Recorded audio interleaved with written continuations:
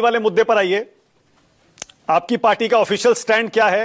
ये मोहम्मद रिजवी उर्फ राजा जिसने प्रधानमंत्री को मां की गाली दी, क्या ये कांग्रेस का सदस्य कभी था या क्यों? नहीं आपको था? मालूम है, आप अगर होता कहीं से भी कांग्रेस या आरजेडी का सदस्य तो आप अब तक ऐसे बात कर रहे होते। आप तो ब्रेकिंग न्यूज कर चुके होते कई दिनों से और मोदी जी तो 3-4 बार रो चुके होते।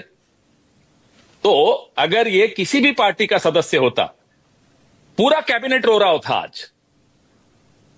ये आपको मैंने जिस दिन ये गाली कांड हुआ, तथाकथित कांड हुआ, उसी दिन आप कई साथियों को, जर्नलिस्ट को मैंने कहा था ये टूल किट चालू हो गया है।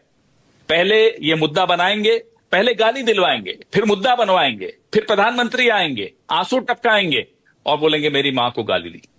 ये वाहियात राजनीति है। मुद्दों पर बात कीजिए। हम इन्हें बार बार कहते हैं, सवालों से बचने के लिए गाली गाली के पीछे छिप जाते हैं। कब तक चलेगा ये टूल किट? तो पवन जी, ना कल बिहार, एक सेकंड मानक जी, कल दिख गया बिहार बंद के दौरान की टूल किट इनका फुस हो गया, सूतली बम भी नहीं निकला। यह है इनकी आज क्रेडिबिलिटी, आज इनकी विश्वसनीयता जीरो पे आ गई है, माइनस में जा रही है। मोदी जी जानते हैं इस बात को। पवन जी, किसी को भी गाली देना देखिए गलत बात गाली है। तो तेजस्वी, सुनिए हमारे डीएनए में नहीं है साहब। सुनिए तो सही, मैं ये कह रहा हूं तेजस्वी यादव ने बाकायदा मीडिया के सामने आकर उसको कंडेम कर दिया। राहुल गांधी ने अभी तक नहीं किया, क्यों नहीं किया? कर रहे हैं, हम सब कर रहे हैं साहब, लगातार कर रहे हैं। अभी जब मुद्दा ही नहीं है किसने दी, वो जाकर उसको सजा दीजिए। आप तो, आपके तो मंत्री हमारे गांधी परिवार को किस किस तरह से बातें करते हैं, तो कौन माफी मांगता है? मांगता है कोई? पवन जी, बीजेपी कोई तो सड़क चलता किसी को गाली दे दे, अरे साहब आपने माफी नहीं मांगी। हम आपसे सवाल पूछते हैं, मणिपुर के लिए प्रधानमंत्री ने माफी मांगी, कितनी माएं वहां रो रही हैं? पंजाब में बाढ़ आई, प्रधानमंत्री ने माफी मांगी, गए क्या वहां? जम्मू में शेलिंग में इतने लोग मारे गए, वहां गए क्या? वहां माएं नहीं है। कश्मीर में बाढ़ आ रही है, वहां माएं नहीं है। देश में किसी की मां नहीं दिखती आपको।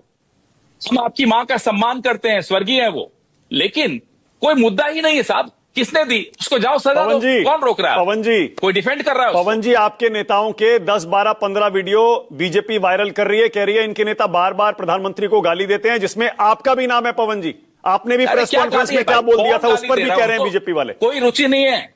अब ऐसे व्यक्ति पर गाली भी व्यर्थ नहीं करते हम। क्यों गाली दें?